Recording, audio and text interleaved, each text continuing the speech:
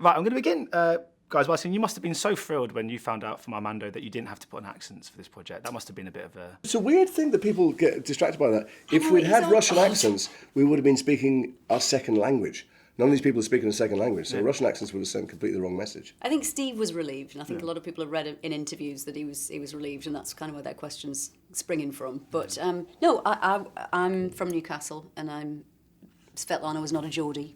Nor was she British. Yeah. No, that's true. And I've very rarely seen Hamlet done in a Danish accent.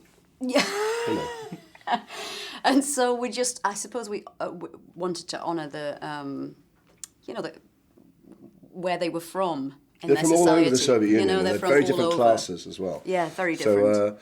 So that's we have a long tradition of taking foreign plays, for instance, and doing them in English accents. You never see Chekhov in a Russian accent, do you? And it's a British. I was going to say only English, but I think actually all of Britain perspective on a Russian system. What she said. And of course, Steve was supposed to be here today, but he's not, sadly. But that does mean we can talk about him, so we can say just how nice is he? Because everyone who's ever worked with him seems to say he's one of the nicest people in the world. But I couldn't have asked for him if he was sat here. He's the loveliest. We're going with that way. Yeah, no, nice. He's the loveliest person. He's a good friend. I did Armageddon with Steve a long time ago.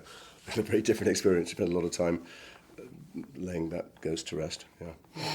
I mean, how much research did you guys do into the characters you play? In a sense, I mean, did you treat them almost like a fictional creation? Did you really want to try and capture the realities of the people that you were embodying? I mean, I did absolutely, but I also had a lot of information on Svetlana. There's a huge book that Rosemary Sullivan's written called Stalin's Daughter, which is really a great read if you're into anything long, boring and political. Which I am, so I'm such a geek. No, I did similarly. I read a Wikipedia page about Zhukov. That's like my interview research. Do you think, because I mean obviously this is quite depressingly a pertinent kind of tale, even though it's a historical piece, but do you think that the Trump regime could be open to a similar sort of parody? Oh my God, it would be hilarious. I think it's just a matter of time before Armando does it. Yeah, there's been some distance between us making this film and the biggest mass murderer in history. Trump is too fresh, raw and painful and divisive, I think. And I'm not sure comedy is a useful tool at the moment. I think maybe the 25th Amendment will be more useful. I don't know. I'd like him not to be president. I don't want to be laughed. He is laughed at all the time. It's not doing any good. No, He's me still too. bringing us to the edge of nuclear on the same war. Page. Yeah. Well, maybe like Stalin, we could just, if we wait sort of 50, 60 years, then we can do it. I look forward to laughing. Maybe back we shouldn't at Trump. wait. Maybe we shouldn't keep waiting, though, is the only thing.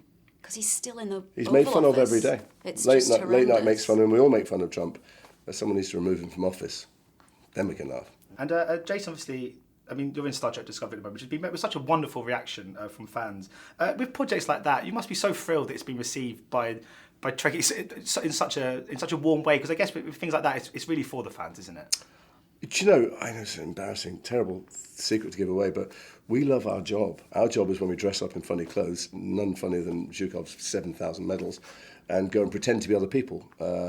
And then afterwards, it's really nothing to do with us. We kind of give it away, and people sitting in their own homes enjoying it, sitting in cinemas enjoying it, is nice because it means we get to do it again. But really, the 99.9% of why I do it is because I get to hang out with people I like and play dress up. It is effectively, it's the world of make-believe. Do you think it actually taps into quite an inherent kind of childlike quality we all have? You know, we were sort of running around holding sort of with guns, pretending to be sort of like cowboys, whatever, when we're kids. Do you think in some ways actors are just kids that never grew up? Not in all ways, I think, not in some ways. I think storytelling has been around since we gathered around the fireplace, and it has around bonfires, and I think it has incredible value in the world, particularly when you're not sure whether you can believe authority figures or the news. But the storytellers themselves are always tapping into something childish, don't you think? Childlike. Yeah, I think it takes a certain amount of empathy or compassion to imagine what it's like to walk in somebody else's shoes. Ladies and gentlemen, you're watching Hey You Guys! Hey You Guys, huh? Hey You Guys. Is that from the Goonies? It is indeed, yes. Nice. Hey